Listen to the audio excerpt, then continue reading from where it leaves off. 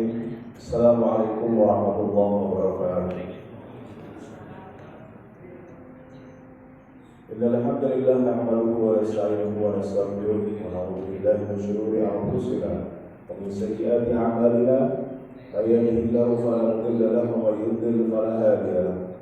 Allahumma shalli wa sallim wa barik ala sayyidina Muhammadin wa ala alihi wa ashabihi wa man tabi'ahum bi ihsanin ila yaumiddin.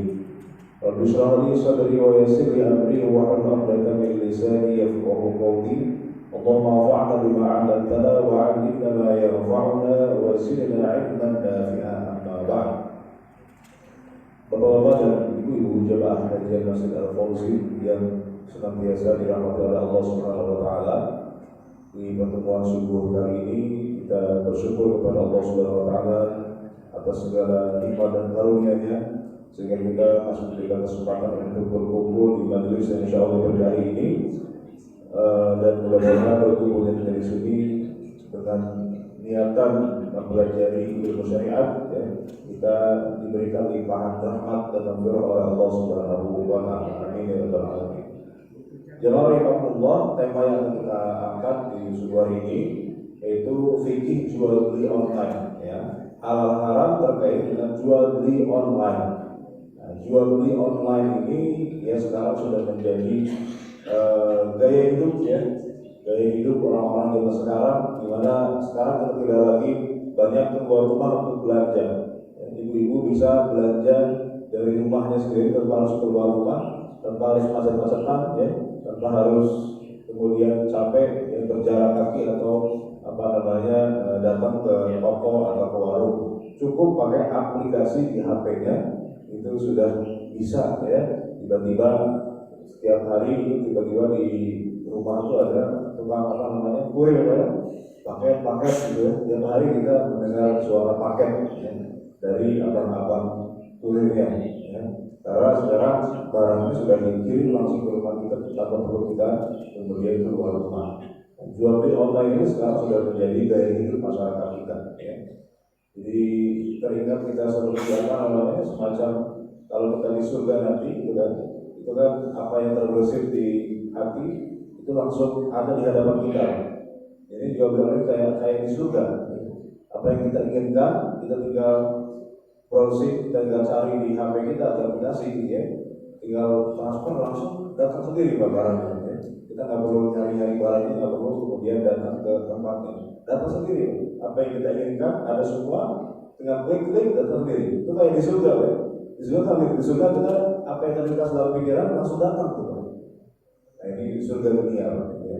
Jual beli online ini ya menjadi ya sudah jadi bukan hanya kebutuhan tapi jadi gaya hidup, ya. Apapun dibeli, ya. Kalau kita sudah ngomongin jual beli online, kadang-kadang ibu-ibu nih apalagi, ya, itu gak bisa lihat barang apa itu dia kadang-kadang ada sesuatu yang remeh-temeh gak dibutuhin pun dibeli aja, Pak. Itu ada keasikan tersendiri, Pak. Ketika kita klik itu tiba-tiba kok datang sendiri ke rumah, itu ada keasikan tersendiri, ada unsur adiktifnya juga, Pak. Ada buat orang ketagihan juga di jual beli online, ya. Karena dengan kemudahan jual beli online, kita pengen barang apapun asalkan kita punya duit, ya Pak, ya. Ada saldo di rekening kita, itu datang aja ke rumah sendirian, ya. Rumah sendirian sih diantarin sama abang ojeknya, ya. Nah ini jual beli online, ya, memang jual beli yang zaman sekarang sudah menjadi gaya hidup. Nah terlepas dari itu, kemudian bagaimana halal haram dalam masalah jual beli online ini? Karena kita tentu sebagai seorang muslim kita harus perhatian terhadap halal haram dalam bermuamalah, ya. Sebagaimana sahabat Nabi Umar bin Khattab ketika beliau menjadi khalifah, ya, beliau berseru di hadapan pelaku pasar, ya. Di pasar di Madinah itu banyak orang jual beli. Umar bin Khattab itu khawatir ini orang banyak jual beli di pasar, takutnya mereka nggak paham halal haram. Maka Umar kemudian mengatakan begini di hadapan orang-orang di pasar, ya. Pidato di hadapan orang-orang pasar, dia mengatakan la yabi' fi suqina illa man yafqah. Tidak boleh ada satu orang pun yang berjual beli di pasar kami, ya, yang masuk ke pasar kemudian dia berjual beli, tidak boleh seorang pun kecuali dia paham fikihnya, kecuali dia paham halal haramnya, paham aturan syariat terkait jual beli itu sendiri. Kenapa? Kalau tidak Wa illa akala riba sya'a am abad. Karena kalau dia nggak tahu halal haram, boleh jadi yang haram-haram itu terabas begitu saja karena nggak tahu. Ya, dia bisa jadi makan riba sengaja atau nggak sengaja karena dia nggak tahu. Akhirnya yang haram dia terabas. Nah itu makanya penting mengetahui hal haram yang terkait dengan muamalah sebelum kita melaksanakan muamalah tersebut. Baik. Nah, jual beli online itu apa? Ya kita sudah sama-sama tahu bahwa kita semua pasti pernah jual beli online ya. Tetapi memang karakteristik jual beli online itu diantaranya begini Pak. Ya, di antara karakteristik jual beli online, pembeli dan penjual tidak bertemu secara tatap muka. Ya, yang beli di Jakarta, yang jual di Papua bisa, gitu ya. Tinggal dikirim aja, tidak tetap muka, ya, karena kita berada di tempat yang jauh dihubungkan dengan aplikasi atau secara online. Ya. Kemudian pembeli tidak melihat barang yang hendak dibeli secara langsung, melainkan melalui informasi yang disediakan oleh penjual di platform. Jadi barangnya pun otomatis tidak dilihat langsung, karena penjualnya jauh. Ya. Bahkan kita sekarang itu Pak, dengan adanya aplikasi marketplace online itu, kita bahkan bisa beli dari luar negeri, ya. Jadi banyak barang dari Cina itu kita bisa beli langsung dari sini Pak, dan ongkirnya murah banget. Saya nggak tahu gimana caranya kok bisa murah banget Pak ya. Ongkirnya barang dari Cina, ongkirnya cuma 10.000, dan ongkirnya 10.000. Dan barang yang dibeli pun itu saya pernah beli casing HP ya, harganya cuma 30.000. Dikirimnya dari mana? Dari Beijing Pak dikirimnya ya, dari Cina. Ya. Ongkirnya cuma 10.000. Ya. Luar biasa itu, gara-gara jual itu memang ya terbuka banget gitu ya, orang bisa beli dari Cina. Nah jadi tidak ketemuan, bahkan jarak sangat jauh, barangnya pun tidak kelihatan, tidak kita lihat langsung ya, tapi kita lihat videonya, kita lihat fotonya, kita lihat deskripsinya yang ditulis oleh penjual di marketplace itu cara karakteristik jual beli online. Kemudian tidak terjadi serah terima barang secara langsung, melainkan pembeli transfer terlebih dahulu. Ya karena barangnya jauh di penjualnya, maka otomatis tidak begitu kita transfer kita nggak langsung terima barangnya. Ada jarak di mana harus dikirim dulu barangnya, mungkin beberapa hari, bisa beberapa minggu ya kalau tergantung jaraknya dan seterusnya. Kemudian yang keempat, internet adalah media utama dalam proses atau mekanisme akan jual belinya. Jadi menggunakan internet, tidak menggunakan telepon ya. Kalau dulu kita pakai telepon jual beli, orang yang jauh pakai telepon. Sekarang nggak pakai telepon, pakai internet, pakai aplikasi, ya aplikasi online marketplace dan seterusnya. Nah itu karakteristik dalam jual beli online. Nah jual beli seperti itu dibolehkan apa enggak? Ya bagaimana ketentuannya? Nah, kita lihat. Tapi sebelum ke sana ya ada banyak Pak jenis jual beli online itu ada banyak jenisnya Pak. Jadi nggak cuma satu jenis saja, ada banyak jenisnya. Yang pertama ada iklan baris atau classified ya. Ini jual beli online yang sifatnya itu ada platform online ya. Kemudian dia memfasilitasi orang jual beli di situ ya. Tetapi tidak memfasilitasi masalah pembayaran. Jadi pembayarannya itu langsung ke orang penjualnya. Jadi orang pasang jualan di platform itu, misalnya Pak, contohnya OLX ya. OLX itu biasanya barang orang jual beli barang bekas di situ ya. Ada mobil, motor, segala macam itu jual di situ. Nah kita transaksinya langsung ke orangnya, tidak melalui aplikasi itu, ya. Melalui ke orangnya langsung. Tapi si platform ini hanya menyediakan lapak online-nya saja. Orang jualan di situ kita langsung transaksi ke orang tersebut. Ya, sama kayak jual beli iklan baris di koran Pak dulu kan. Ada iklan baris namanya. Itu koran itu sering ada iklan baris dulu ya. Nah, korannya hanya menyediakan space untuk iklan saja. Tapi kita langsung transaksi dengan orang itu, dengan penjualnya langsung. Nah, hari ini dengan aplikasi online namanya OLX ya. Misalnya contohnya OLX ya. Jadi transaksi langsung ke orangnya. Ada yang kedua, toko online berbasis media sosial. Nah, yang sempat ramai juga kemarin itu ya, ada TikTok Shop ya. Facebook udah lama. Facebook itu ada ada fasilitas untuk kita jualan online. Instagram juga ada. Jadi melalui media sosial. Jadi orang punya media sosial itu bisa dipakai buat jualan. Gak cuma buat upload foto, upload status, pakai jualan, pakai bisnis ya. Facebook kita bisa jualan, di Instagram kita bisa jualan. Berarti orang hubungannya dengan langsung dengan si pemilik akunnya, jadi nggak difasilitasi oleh si platform sosial medianya. Beda dengan TikTok Shop, memang ini baru ya. TikTok Shop itu yang ramai itu Pak, yang mau ditutup sama pemerintah, udah ditutup ya, udah ditutup sama pemerintah itu. Nah itu memang sosial media awalnya, tapi kemudian difasilitasi untuk bisa jual beli di situ, dan kita transfernya juga ke apa namanya ke platformnya, tidak langsung ke orangnya. Ya. Nah itu baru. Nah itu bermasalah kemarin kenapa? Karena ada kecurangan, ada apa namanya monopoli pasar atau segala macam, dan mematikan UMKM ya. Jadi penjual-penjual kecil itu bisa mati di situ gara-gara memang dimonopoli sistemnya oleh si apa namanya TikToknya itu, sehingga pemerintah kemarin kan tutup, ditutup karena belum teregulasi. Ada lagi jual-jual online yang situsi marketplace ya, customer seperti Shopee, Tokopedia ya, di mana itu diberikan lapak buat jualan di situ, tapi kemudian pembayarannya ditangani oleh si aplikatornya, oleh Shopee-nya. Jadi kita bayarnya juga langsung ke penjualnya, tapi bayarnya melalui aplikasi Shopee-nya. Jadi uang kita nggak langsung ke penjual, uang kita itu sampai ditahan dulu oleh si aplikatornya.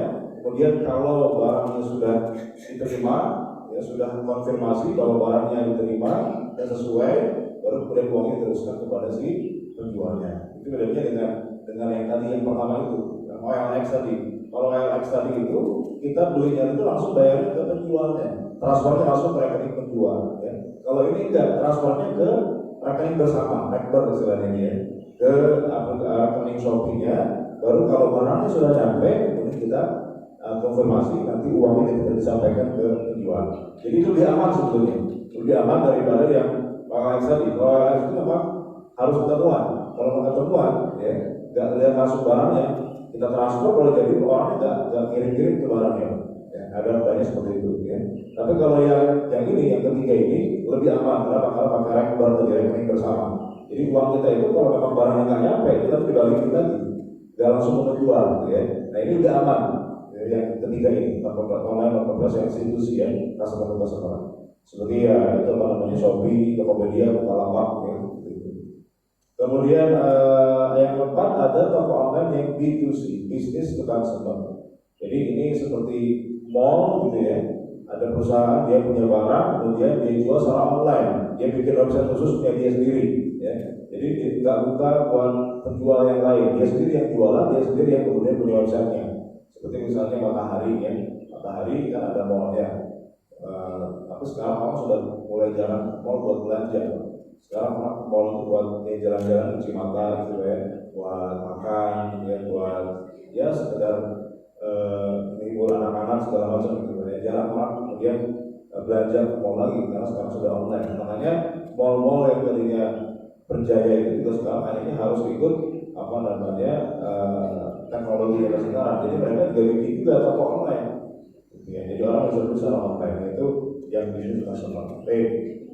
Nah dari banyak sekian banyak jenis jual beli online tadi sebetulnya mirip-mirip. Jadi intinya kita beli barang yang tidak kita lihat langsung, dan kita juga berjual beli dengan orang yang tidak kita temui langsung, gitu ya. Nah itu bagaimana hukumnya dalam fikih? Bagaimana jual beli online yang sesuai syariah? Ya. Nah ini jawabannya memang tidak ada jual beli online tertentu yang ini halal, ini haram. Karena syariat membebaskan jual beli itu silahkan dengan berbagai macam bentuknya, itu halal selama tidak menyalahi prinsip syariah. Jadi mau bagaimanapun bentuk transaksinya Pak, mau online, mau tadi iklan baris, mau itu apa tadi itu yang marketplace institusi segala macam, itu silahkan, tidak ada masalah. Yang penting nanti ya ada aturan-aturan dasar yang dilanggar, ya nanti kita akan lihat. Jadi pada dasarnya jual beli itu semua jenisnya dihalalkan, karena Allah mengatakan wa ahallallahu al-bai'a wa harrama riba, ya Al-Baqarah 275. Allah menghalalkan segala jenis jual beli. Al-bai' itu alif lam itu maknanya kata Imam Nawawi itu maknanya umum. Wa ahallallahu al-bai', dan Allah menghalalkan segala jenis jual beli. Jadi jual beli itu adalah dasarnya halal sebagai pembandingan daripada riba. Allah menghalalkan jual beli dan mengharamkan riba. Jual beli silakan halal dengan berbagai macam bentuknya. Riba haram, ya. silakan kalau mau halal jual beli, ya tapi riba itu haram. Ya. Nah jadi jual beli pada dasarnya dihalalkan dengan segala macam bentuknya. Ya. Selama gitu ya, ada term and conditionnya. Selama apa? Selama tentu memenuhi ketentuannya. Pertama, ketentuan dalam jual beli mau online mau offline sama aja. Ya. Apa? Harus memenuhi syarat untuk jual beli. Apa diantaranya? Syarat terkait pelaku akadnya misalnya, syarat terkait dengan penjual dan pembelinya. Dalam Islam ada syaratnya. Pertama, dia harus cakap hukum. Ya, cakap hukum itu artinya dia sudah balik atau dia sudah punya kemampuan mengelola harta, ya, kemudian bukan orang gila. Karena kalau orang bertransaksi, anak kecil bertransaksi yang belum balik, atau orang gila bertransaksi jual beli, Pak, itu secara fikih tidak sah. Ya. Allah mengatakan wala tu'tus sufaha amwalakum. Jangan kalian serahkan harta kalian kepada orang-orang sufaha. Sufaha itu adalah orang-orang yang belum balik, orang-orang yang belum bisa bertransaksi, anak kecil atau orang gila, maka tidak boleh diserahkan harta untuk diperjualbelikan. Jadi Pak, pernah tahu juga ya, ada anak kecil mainin HP ibunya. Anak kecil mainin HP ibunya. Dia buka aplikasi Shopee apa gitu ya, aplikasi apa itu. Dia beli barang Pak, COD ya, beli barang, tiba-tiba itu datang Pak, kurir bawa banyak barang, sampai 2 juta gitu ya. Nah, ibunya nggak tahu tuh, karena yang mencet anaknya, dimainin sama anaknya gitu ya.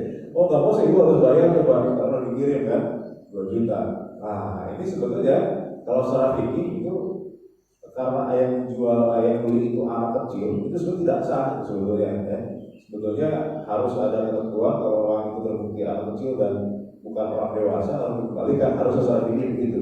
Kalau tidak sah, tidak boleh anak kecil itu berjual beli tanpa pengawasan dari wali, tanpa pengawasan dari orang tua, gitu.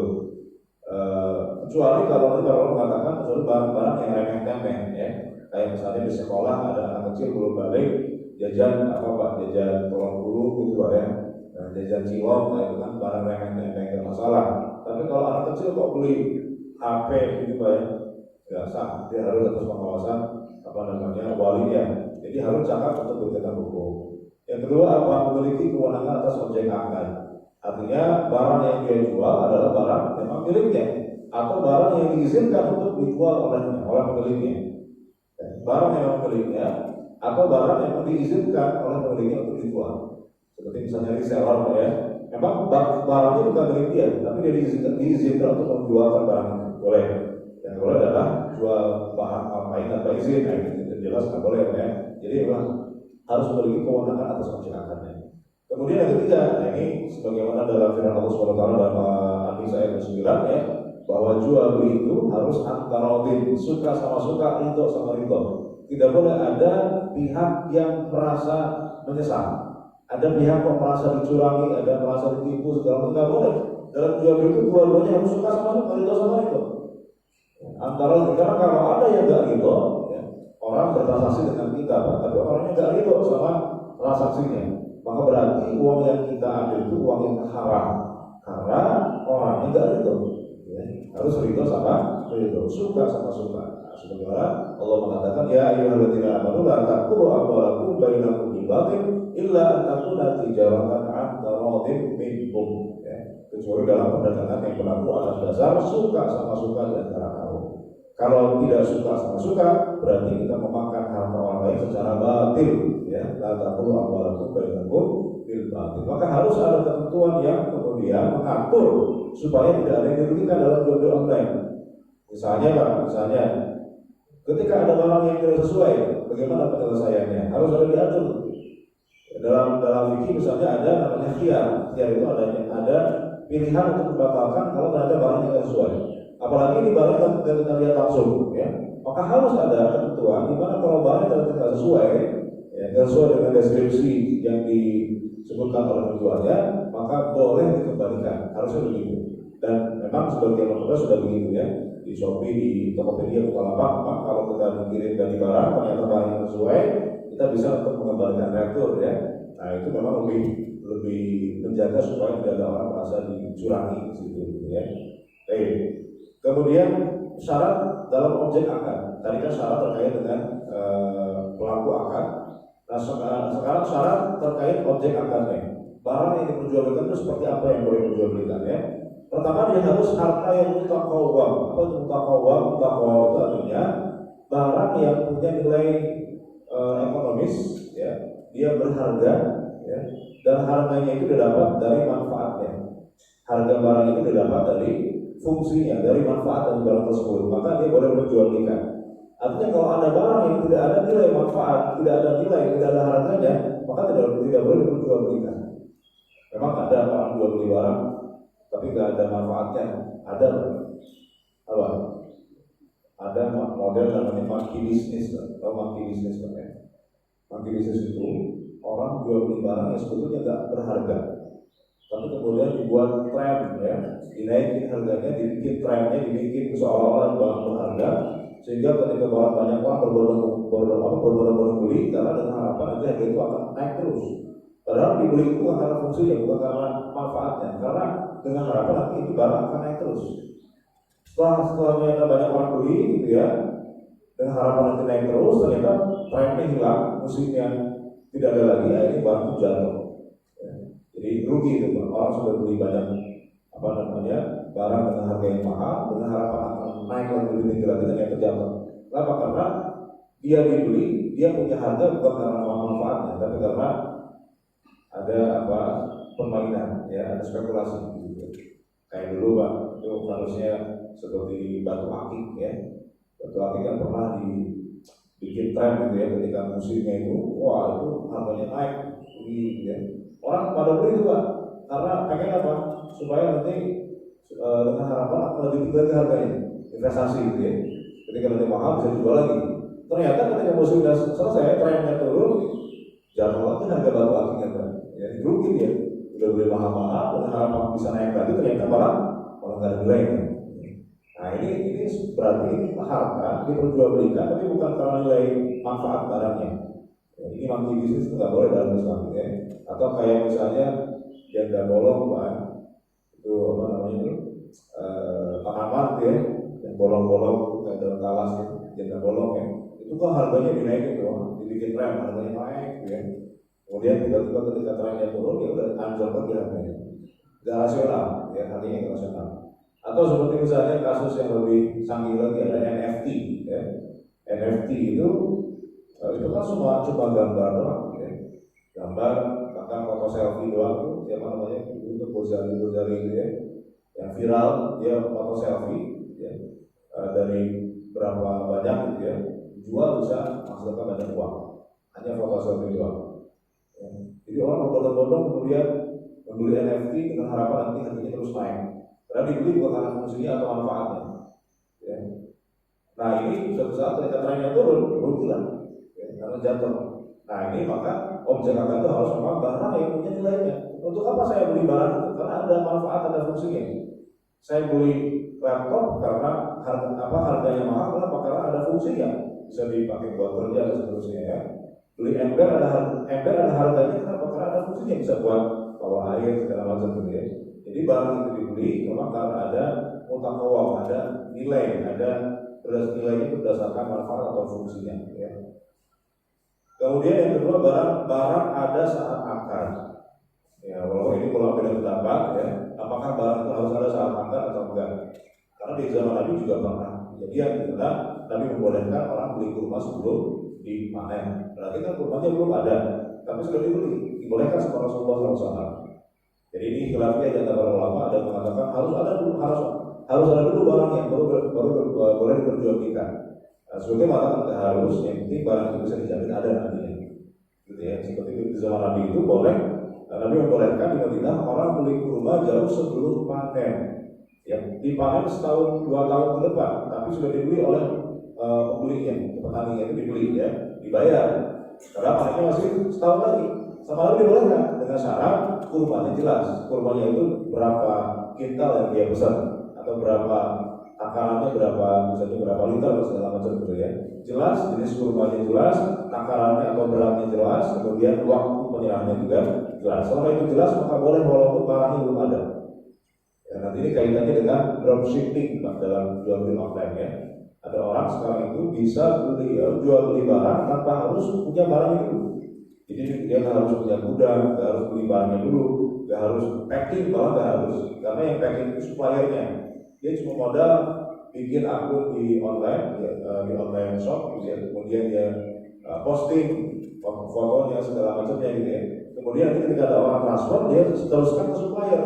Nanti supplier yang mengirimkan kepada konsumen atas nama super ini. Jadi memang nggak perlu modal, nggak perlu punya barang, nggak perlu punya gudang ya, karena barangnya ada di supplier. Dia cuma bantu masarkan saja dengan harga yang dimakan tentu saja ini. Nah ini kalau pakai landasan makan salam boleh dengan syarat barangnya jelas, ya, spesifikasinya jelas, kemudian dia bisa menjamin ketersediaan barangnya. Ya, artinya memang ada supplier yang mempunyai barangnya itu, jangan kemudian spekulasi. Ya, kayaknya ada deh barangnya, nanti lah pokoknya posting aja dulu ya. Urusan barangnya ada apa enggak, pokoknya nanti kalau apa saya cari. Nah, itu nggak boleh, harus ada dia supplier yang memang bisa diambil barangnya nanti ketika ada orang pesan ya. Terus yang berikutnya, barangnya harus dikenali dan dengan jelas. Artinya barangnya itu walaupun kita tidak lihat secara langsung, harus ada deskripsi yang benar-benar mewakili barang itu. Ada fotonya real ya. Kemudian ada deskripsi yang menjelaskan barang di foto itu. Nah ini dibolehkan, asalkan kan tadi ya, namanya harus ridho sama ridho. Bagaimana supaya ridho sama ridho? Ya, pembeli harus tahu apa yang dia beli. Pembeli harus benar-benar ya mengenali apa barang yang dia beli. Meskipun barang yang belum ada, tapi sekarang kan sudah ada teknologi namanya kamera, bisa difoto, bisa divideokan ya dengan jelas dan seterusnya. Dan kalau pun saya tidak sesuai, maka nanti ada pilihan untuk membatalkan akad dengan retur tadi untuk mengembalikan. Jadi ini dibolehkan. Jadi ini bisa untuk kemudian meminimalisir ada orang merasa dicurangi, ditipu. Itu dengan memasang foto dengan jelas ya, deskripsinya jelas. Kemudian dapat diserahkan itu kalau ada barang yang barangnya ada tapi nggak bisa diserahkan, itu juga boleh diperjualbelikan. Kalau di contoh-contoh kita fikih Pak ya, fikih zaman dulu, contohnya misalnya orang jualan burung tapi burungnya lepas. Ini saya punya burung tapi burungnya lepas, saya jual murah tapi tangkap sendiri. Nah ini nggak bisa. Kenapa? Burungnya sih ada tapi lepas, nggak bisa diserahkan berarti. Atau dia punya motor Pak ya, baru dicuri tadi malam ya, atau bengkelnya masih ada, dia jual, ini ada sepeda motor saya jual 2 juta. Motornya mana? Motornya baru dicolong sama orang tadi malam, tangkap sendiri ya, murah nih 2 juta. Dan kalau tangkap buat kamu. Nah itu juga nggak bisa ya. Jadi harus barang yang bisa diserahkan kepada pembeli. Kemudian yang ketiga ada unsur dalam akad, diantaranya ada sighah. Sighah itu artinya ada ijab qabulnya. Ada pernyataan kehendak dari kedua belah pihak. Penjual mengatakan atau menyatakan bahwa dia ingin menjual barangnya, pembeli menyatakan bahwa saya ingin membeli barang itu. Itu namanya ijab qabul. Nah, ijab qabul ini membantu menegaskan dua-duanya ridho sama ridho, suka sama suka. Jadi penjual menyatakan dengan jelas bahwa saya ridho menjual barangnya dengan harga sekian ya. Pembeli juga sama menyatakan saya ridho membeli barangnya dengan harga sekian. Itu namanya ijab qabul. Nah, kalau kita berkaca dalam kitab fikih zaman klasik ya, seperti dalam mazhab Syafi'i, memang ijab qabul itu agak ketat. Dalam mazhab Syafi'i itu ijab qabul harus diucapkan ya, diucapkan secara lisan atau tulisan. Jadi kalau kita jual beli itu barang harus penjual beli harus dinyatakan secara lisan ijab qabulnya. Saya beli barang ini secara tunai seharga 10.000 ya, kata penjualnya saya terima. Ya, itu harus diucapkan dengan lafal-lafal tertentu. Ya, ini agak repot kalau sekarang menjual beli online. Gimana cara ijab qabulnya? Karena kita nggak langsung ketemu sama penjualnya. Kalau zaman dulu iya Pak, ketemu penjualnya langsung, maka bisa langsung ijab qabul, ya kan? Pak, saya beli dong, ini berapa harganya? 10.000, oke, silakan. Ini ijab qabul. Bisa kalau ketemu langsung. Nah kalau online, gimana ijab qabulnya? Karena kita nggak langsung hubungan dengan penjual, kita hubungannya dengan aplikasi. Kita beli barang, check out, transfer, barangnya sampai ke rumah kita. Kita nggak perlu hubungan sama penjualnya. Maka ijab qabulnya di sini tidak terjadi secara lisan. Atau kita bahkan sekarang misalnya selain jual beli online, kita beli minuman di mesin, Pak, ya. di mesin vending mesin itu ya. Itu kita masukin uang, keluar di mana? Pertanyaannya ijab kabulnya di mana? Masa kita ijab kabul sama mesin Pak? Kan mesin nggak bisa ngomong. Ya. Ijab kabulnya gimana? Nah maka di sini perlu ada penyesuaian bahwa tidak perlu secara lisan diucapkan. Yang penting ini konteksnya menjual beli. Yang penting sama-sama paham bahwa ketika ada orang posting barang yang di online shop itu berarti dia memang niatnya menjual. Ketika ada orang transfer berarti niatnya membeli. Berarti sudah ketahuan dari situ. Ya, tidak perlu ada secara lisan. Karena kalau secara lisan repot. Ya. Jadi ada ijab kabul walaupun ijab kabul itu tidak harus secara lisan ya.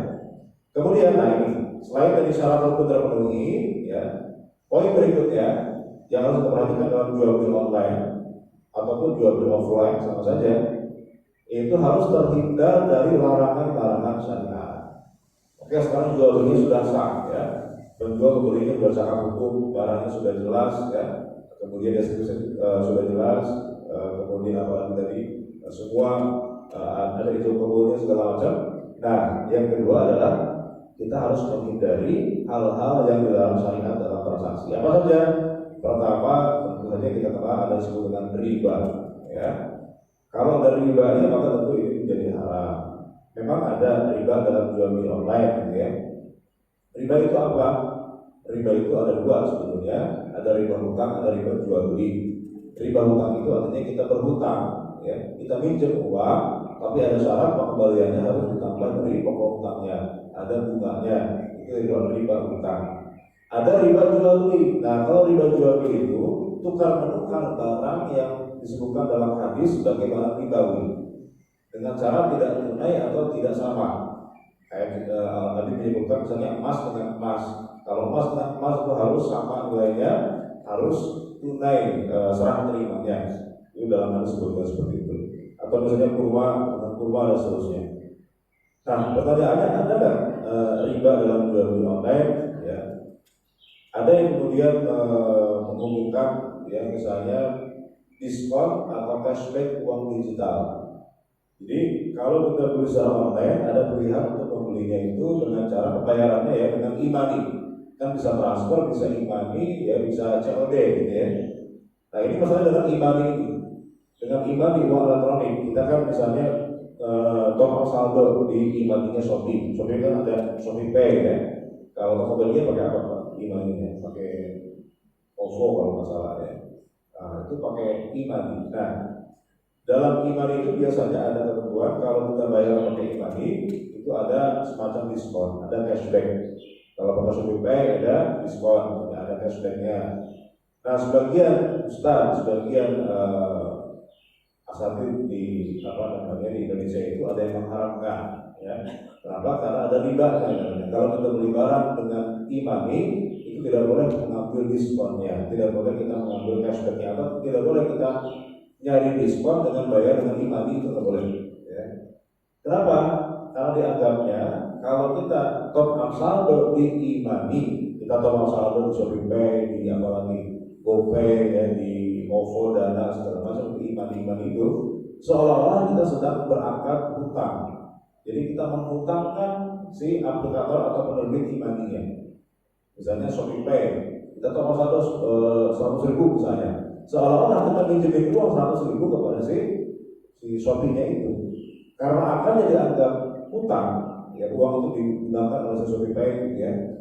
Kemudian kita sebagai pemberi hutang tidak boleh mengambil keuntungan dari hutang itu.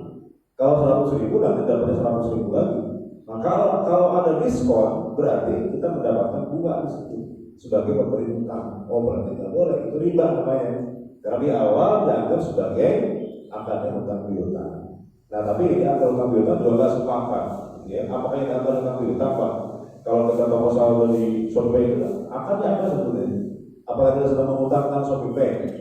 Utang itu biasanya kita membantu orang lain, Pak. Kita mengutangkan orang yang sedang butuh, nih saya kasih pinjaman, nanti balikin. Kita utang begitu. Kita tahu saldo di Shopee Pay itu, akadnya apa? Apakah kita sedang mengutangkan, ya, Shopee-nya itu, atau akadnya bukan hutang sebetulnya? Ya. Nah, begini Pak, kalau hutang itu biasanya kita kan pinjemin uang ke orang Orang kan bisa pakai uang itu. Kita nggak bisa tuh begitu kita pinjam langsung kita suruh balikin lagi, kita nggak boleh. Kan dia harus pakai dulu uangnya. Namanya pinjam itu utang-utang ya. Tapi kalau top up saldo di imani, begitu kita top up, boleh nggak kita langsung habiskan dan itu juga Pak? Kita pakai langsung ke imaninya. Boleh nggak Pak? Boleh. Kalau hutang kan harusnya dipakai dulu, boleh kita nggak bisa pakai karena uangnya dipakai sama orang yang pinjam. Nah kalau ini kita bisa langsung habiskan saldonya itu. Saat itu juga kita top saldo bisa langsung kita habiskan, kita belanjakan segala macam itu. Nah maka Allah alam saya lebih condong kepada yang mengatakan bahwa ini akadnya bukan hutang, tapi akadnya tukar menukar uang atau dalam bahasa Arab disebut dengan shorf. Jadi kita menukar uang cash dengan uang elektronik, ya. Nah, karena akadnya shorf maka tidak ada masalah ketika ada diskon, ada cashback karena akadnya bukan hutang. Ya, dikatakan riba itu kalau dianggap ini akadnya hutang. Memang kalau dianggap hutang itu jadi masalah. Kenapa? Karena tidak boleh ada kelebihan, tidak boleh ada riba, tidak boleh ada diskon yang kita ambil.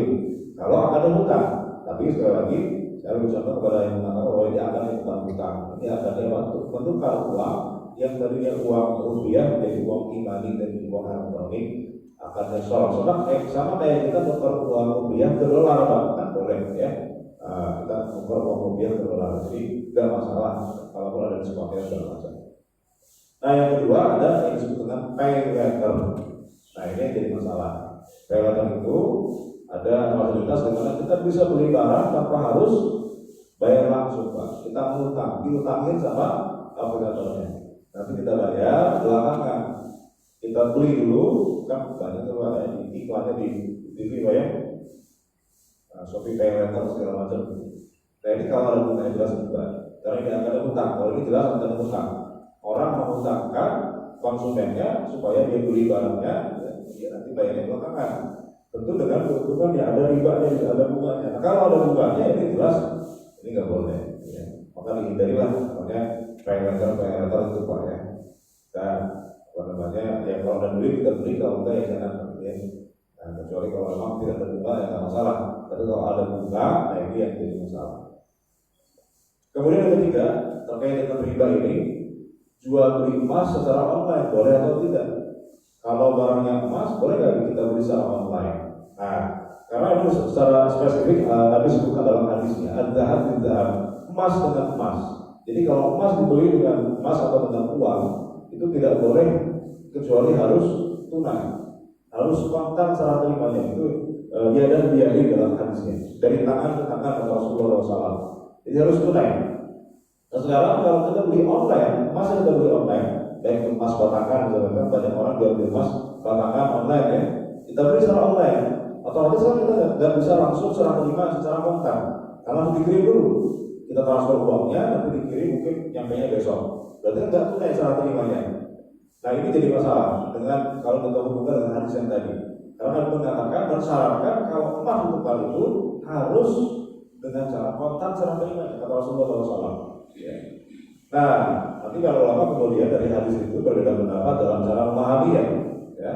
Sebagian ulama mengatakan ya tetap tidak boleh. Berarti emas itu kalau kita beli harus kontan, harus ketemu langsung dengan orang yang jualnya, dan kita langsung harus setelah terimanya harus kontan.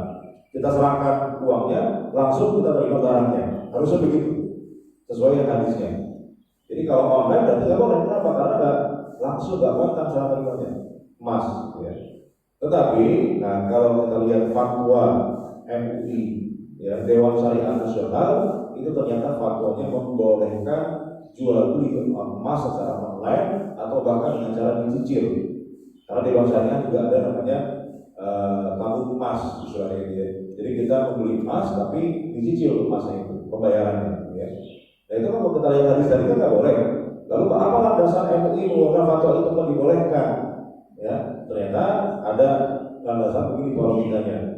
Nabi itu mengharamkan emas ditukar secara tidak tunai. Kenapa? Karena waktu itu emas itu adalah alat tukar. Emas itu tidak sebagai uang. Karena sama Rasulullah SAW, uang itu adalah dinar. Dinar itu terbuat dari emas. Jadi karena dia alat tukar, maka tidak boleh dijadikan komoditas, tidak boleh diperjualbelikan, tidak boleh dipertukarkan. Maka harus tunai kalau mau dipertukarkan.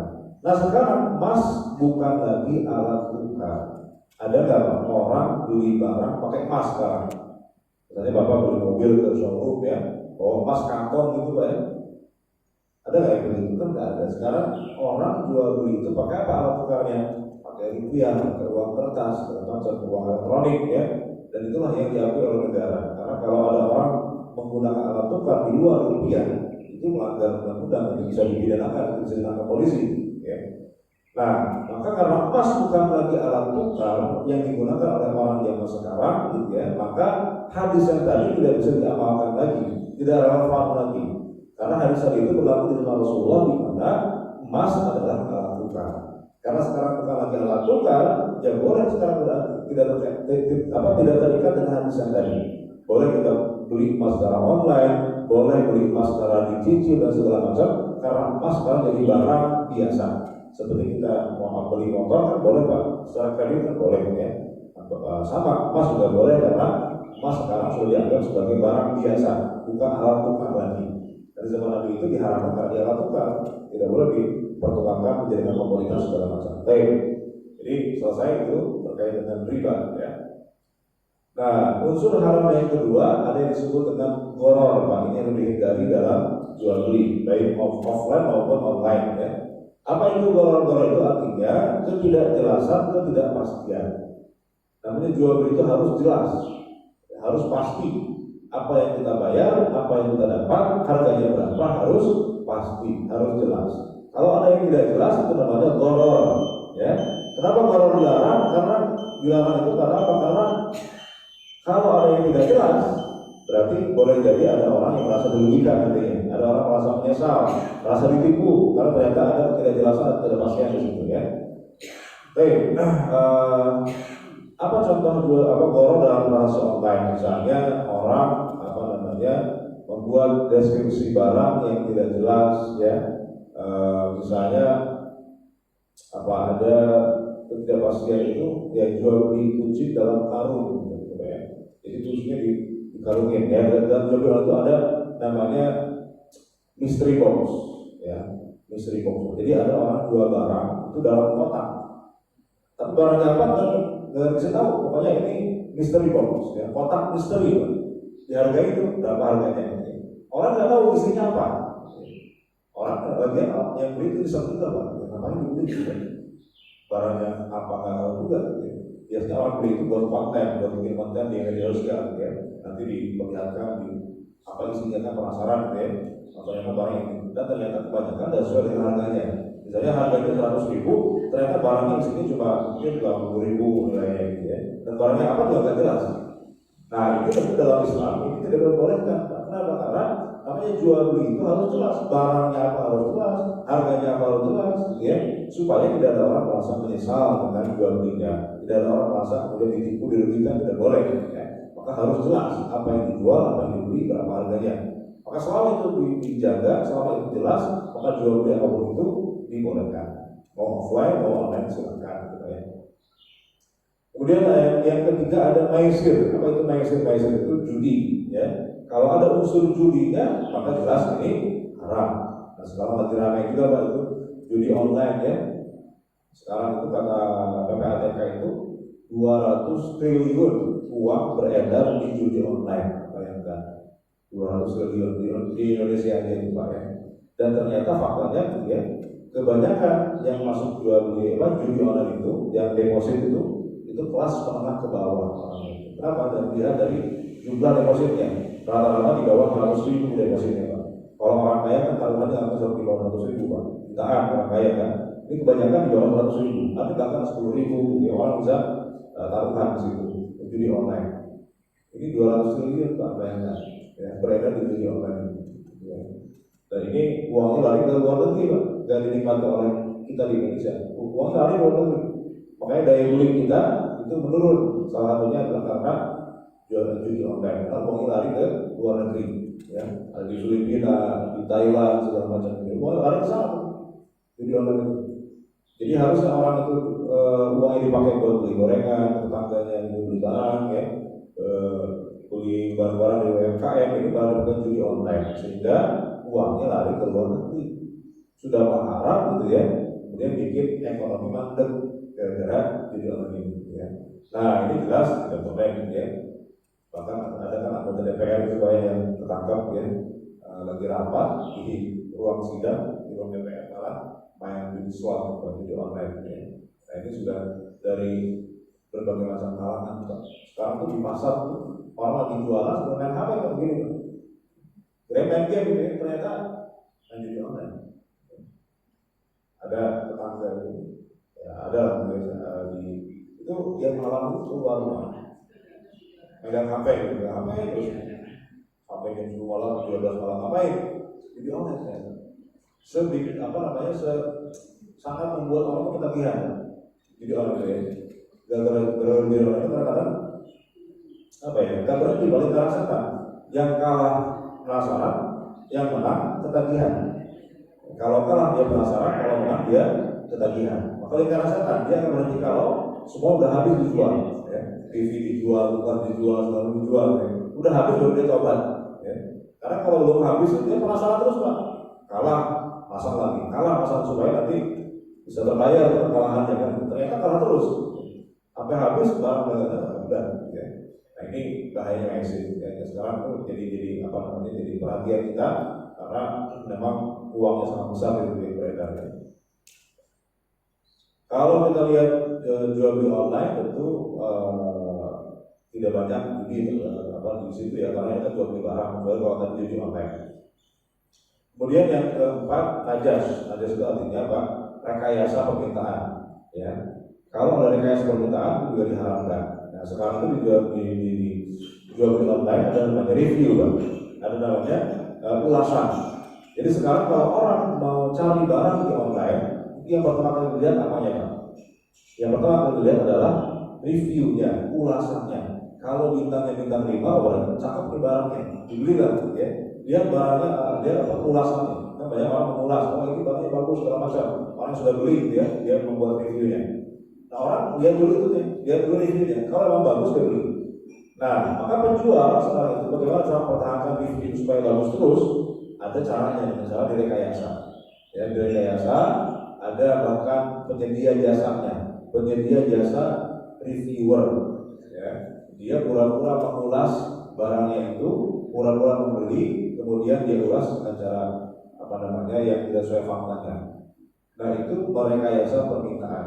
Di zaman Rasulullah SAW itu pernah ada kejadian, ada orang dia jual barang supaya barangnya terlihat diminati orang, dia kerjasama dengan temannya, pura-pura menawar barangnya itu dengan harga tinggi supaya orang yang membeli itu percaya bahwa barang ini bernilai karena banyak orang yang nawar, banyak orang yang pura-pura nawar, padahal dia temannya juga teman penjualnya direkayasa permintaan supaya menaikkan harga barang. Nah ini namanya najas, ya. Tentu ini tidak diperbolehkan, ya harus bersaing secara sehat, tidak boleh ada rekayasa segala macam. Kemudian iklan menyesatkan, ya ini juga iklan kadang-kadang kalau kita itu suka hiperbol ya, suka berlebihan. Beda dengan di Jepang, Pak. Kalau di Jepang itu kalau ada iklan gambar barang itu sama persis dengan apa yang dijual di restoran misalnya. Kalau di Jepang itu kalau ada gambar misalnya makanan di restoran di gambar menunya itu nanti apa yang dihidangkan kepada konsumen sama dengan gambar yang diperlihatkan. Kalau tidak Pak, gambarnya bagus, begitu dikasih dia ternyata jelek Pak. Ya. Nah, kadang-kadang pakai model yang ganteng segala macam gitu ya, baju kelihatannya bagus, ternyata ketika sudah dikirim dipakai kok nggak mirip Ariel Noah Pak. Ya, padahal modelnya kan Ariel Noah gitu ya, biar ganteng kayak Ariel Noah, jadi pakai ternyata jauh Pak. Ya. Itu pun bukan salah barangnya, Pak, salah mukanya aja Pak.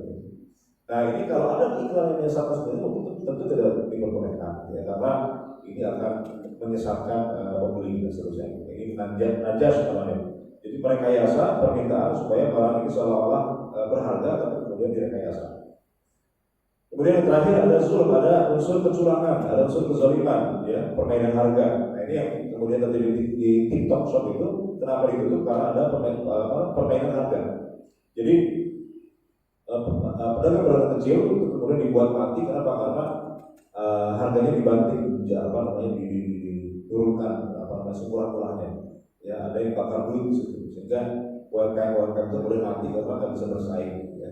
Jadi awalnya dikasih kesempatan membuat dia berkembang. Ketika terlihat apa barang yang laku di Indonesia diedukasi oleh mereka, jadi cloning, kemudian mereka jual, ya dengan harga yang lebih kurang. Otomatis nanti UMKM yang sudah jualan itu akan mati karena di monopoli. Itu kan ada kecurangan di situ, sehingga ini harus pemerintah gitu ya, harus meregulasi, harus bikin aturan yang kemudian bisa membuat adil, fair ya, persaingannya tidak kemudian secara tidak sehat. Baik, saya kira itu saja terkait dengan jual beli online. Jadi pada dasarnya itu jual beli pada dasarnya dibolehkan dalam Islam dengan berbagai macam bentuknya, selama tidak menghilangkan hak pembeli ya, kemudian tidak memenuhi menghindari hal-hal yang diharapkan tadi, syarat untuk jual beli kemudian dipenuhi dan seterusnya. Ya. Kalau ada yang ingin kemudian materinya, ini nanti saya bisa kasih saya share ya materinya. Baik. Kalau mau dibaca lagi silakan. Baik. Mungkin ada yang ingin ditanyakan, silakan pertanyaan follow. Ya, silakan. Ini kan sekarang kalau anak-anak mudanya kan banyak main di online ya Ustaz ya, baik buka marketplace atau cuma endorser gitu ya. Nah kalau kita jadi affiliate Tokped, itu biasanya ada komisi gitu ya. Itu dalam hal itu alat-alatnya gimana? Karena bisa ada berdua gitu ya, komisi di Tokpednya juga dari tokonya kita ini, kita endorse di situ. Jadi gimana Ustaz? Ada dua, berarti dari Tokpednya apa tuh? Komisi kan biasanya ada komisi. Kemudian dari penjualnya sendiri dapat juga. Dari penjualnya, ya sebagai affiliate dia memasarkan aja gitu ya. Biasanya kan kalau sekarang artis gitu ya, artis yang sudah punya follower banyak, jadi dia afiliator. Dia memasarkan barang punya orang, dia dapat komisi dari aplikasinya berarti banyak. Plus juga dari penjual. Itu nggak ada masalah, kenapa? Karena itu akan diijarah ya, diijarah akan sewa. Jadi dia di hire untuk memasarkan barang. Ya. Jadi yang hire dua pihak sekaligus, si yang punya barangnya, si suppliernya atau penjualnya, kemudian aplikatornya karena membantu memasarkan aplikasinya segala macam gitu ya. Nah, selama akannya jelas tidak ada masalah, ada jasa yang dia jual kan, jasanya apa? Jasa memasarkan barang. Jadi jual beli jasa dijarah itu jatuhnya. Jadi tidak masalah ya. Gitu. Itu artinya bonusnya itu diumumkan di depan atau tidak boleh diumumkan di depan ya? Jadi cuma imbalan apa istilahnya tidak mengikat. Ya, jadi gini, jual beli jasa itu ada dua, kalau dalam fikih ada dua jenis, ada ijarah, ada jualah. Ada orang di-hire jasanya dengan berdasarkan pekerjaannya, ada yang berdasarkan hasilnya. Misalnya berdasarkan pekerjaan itu ya, misalnya orang bekerja di kantor ya, pokoknya mau ada hasil mau enggak, selama dia bekerja masuk kantor ya nanti digaji tiap bulan, itu namanya ijarah. Ada namanya akad jualah, itu akad jualah berdasarkan hasil. Siapa yang bisa menemukan kucing saya yang hilang, nanti saya bayar 100.000. Ya, mau dengan cara apapun, pokoknya kucing saya ketemu ya. Saya nggak tahu mau. Ketika kucing ketemu saya bayar, kalau nggak ketemu ya nggak dibayar. Ya, mau meskipun sudah nyari kemana-mana sudah habis ongkos ya. Tapi kalau kucingnya nggak ketemu, maka saya bayar. Itu namanya jualah berdasarkan hasil. Ya. Nah, tapi dua-duanya punya kesamaan. Samaannya apa? Dua-duanya bahwa upahnya itu harus jelas. Mau itu akan ijarah, mau itu akan jualah, mau berdasarkan pekerjaan, mau berdasarkan hasil, upahnya harus jelas. Justru harus jelas Pak. Jadi harus disebutkan di awal berapa ini apa namanya upahnya, ya, bonusnya itu berapa, supaya jelas. Dia sudah capek-capek memasarkan barang, ternyata bonusnya kecil kan, akan ada ke penyesalan atau merasa dirugikan. Jadi makanya akan ijarah, akan jual beli jasa itu harus jelas ujurnya. Ya, harus jelas upahnya itu harus jelas. Itu harusnya begitu. Jadi intinya supaya tidak ada yang merasa dirugikan, curangi segala macam.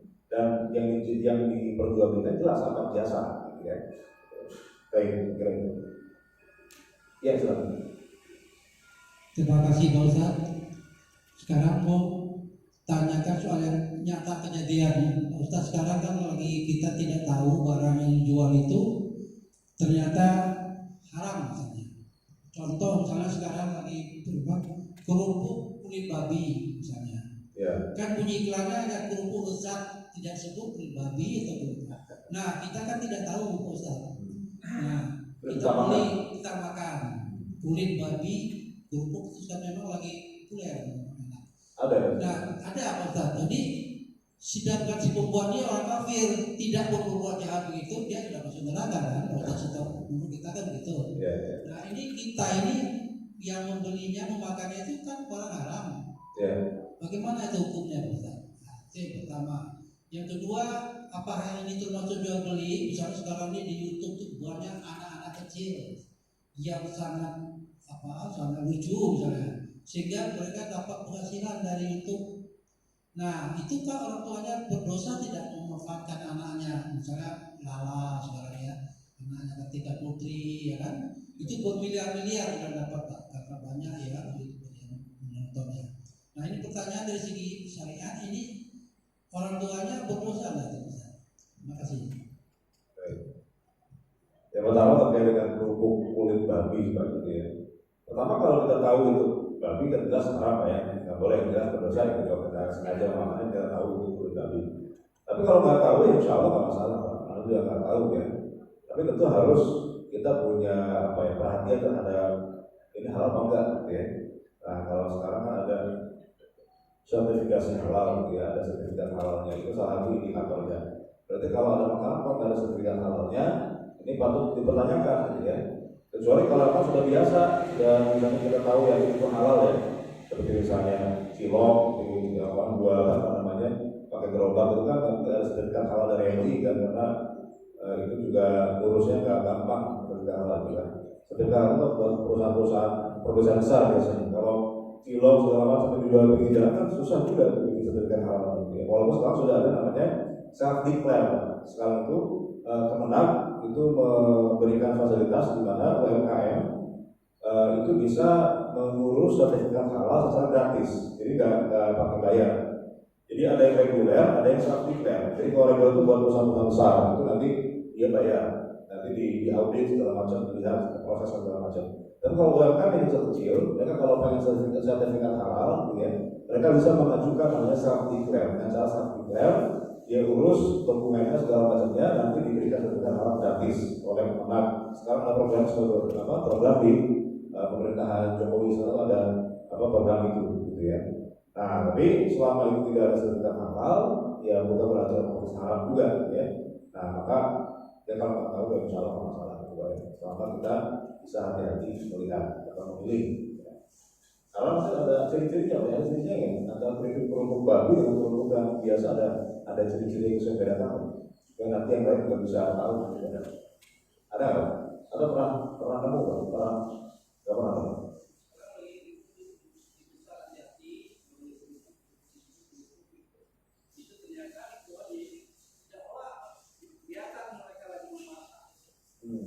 Maksudnya ada perbedaannya nggak Pak dari sisi bentuknya itu kerupuk babi sama kerupuk kulit yang lain? Pokoknya kerana enak gitu, barang enak, punya gurih, tidak disebut dong ini babi. Maksudnya kalau kita bandingkan kerupuk kulit sapi misalnya itu ada bedanya nggak? Tidak pernah makan Pak Ustaz. Kira-kira udah pernah? Ya, jadi kalau ketahuan bisa kita hati-hati lah gitu ya. Nah, ini kayak ciri-cirinya seperti ini. Kitanya nggak makan haram Pak Ustaz, karena kita tidak tahu. Kalau nggak tahu, Rufi al-Qalam diangkat catatan amal, apa tidak tahu. Oke. Yang kedua tadi terkait dengan anak yang dijadikan objek ini ya, konten di YouTube ya, menghasilkan uang. Ya. Kalau itu yang sifatnya eksploitasi ya, merebut hak si anak ya, anak itu dipekerjakan ya, tanpa keridhaan si anak kan memang nggak bisa ridho atau nggak ridho, namanya masih kecil ya. Artinya ini kalau itu tidak kemudian menyakiti menzalimi si anak sih nggak masalah ya. Selama begini itu uang yang kalau dihasilkan itu buat siapa tuh? Kan ada uangnya nanti kan, yang menghasilkan kan anaknya. Nanti orang tuanya boleh nggak mengambil uang itu? Nah itu jadi masalah. Karena ini yang kerja anaknya, yang menghasilkan anaknya, ya, maka itu harus ada kejelasan punya siapa uangnya. Jangan kemudian orang tua, wah ini kan Kayak kita apa namanya, lebaran gitu ya, kan suka dikasih angpau tuh anak kecil gitu ya Pak ya. Itu sama orang tuanya diminta, dapat berapa tuh angpau dari paman-pamannya diminta gitu ya. Nah, anaknya hasilnya itu orang tuanya saya sama orang tuanya dipakai gitu ya, untuk bayar utang ternyata gitu ya. Nah itu investasi bodong dan itu Pak ya. Jadi investasi orang tua itu sama orang tuanya dipakai buat yang lain. Nah itu harus ada di sini dipisahkan bahwa ini harta anak berarti ya bukan harta orang tua. Walaupun memang Nabi mengatakan anta wa maluka li abika, kamu dan hartamu itu punya bapakmu gitu ya. Nabi mengatakan begitu. Tapi itu sebetulnya tidak mutlak, artinya tidak otomatis ketika anak punya harta otomatis jadi milik orang tuanya, enggak begitu. Karena itu maksudnya di zaman Nabi itu Nabi mengatakan demikian karena waktu itu ada sahabat yang punya harta, bapaknya minta tapi nggak dikasih. Maka Nabi mengatakan menegur anak itu, kamu itu sama anak apa namanya, kamu dan hartamu itu beri bapakmu. Kalau bapakmu minta ya kasih, ya. Jangan kamu menolak karena hartamu adalah harta ayahmu kata Rasulullah SAW gitu ya. Nah tapi ini tidak kemudian berarti bercampur otomatis ya, kalau anak punya harta berarti jadi bapaknya juga, dan bapak bisa saya anaknya mengambil harta dari anak itu. Artinya ini sebetulnya teguran dari Nabi kepada orang yang ketika bapaknya minta, bapaknya butuh tak dikasih, karena anak juga kan sebagai pemberi nafkah buat orang tuanya. Kewajiban nafkah orang tua adalah anak. Kalau memang orang tua sudah tidak punya pekerjaan atau tidak menghasilkan, ya, maka anak wajib menafkahi orang tuanya. Itu maksudnya. Tapi bukan berarti bahwa harta anak otomatis menjadi harta orang tua. Sama seperti suami istri. Suami itu wajib bernafkah kepada istri, tapi tidak otomatis hartanya suami semuanya menjadi harta istri, tidak otomatis. Tapi suami punya kewajiban nafkah buat istri. Sama dengan anak tadi, anak punya kewajiban nafkah kepada orang tua, tapi tidak otomatis semua harta anak menjadi harta milik orang tua. Gitu Pak, itu prinsipnya seperti itu. Ada lagi? Baik, saya kira kalau sudah tidak ada lagi, mari kita tutup kajian kita dengan membaca Alhamdulillahirabbil alamin, subhanakallahumma wa bihamdika, asyhadu an la ilaha illa anta, astaghfiruka wa atubu ilaik. Wassalamualaikum warahmatullahi wabarakatuh.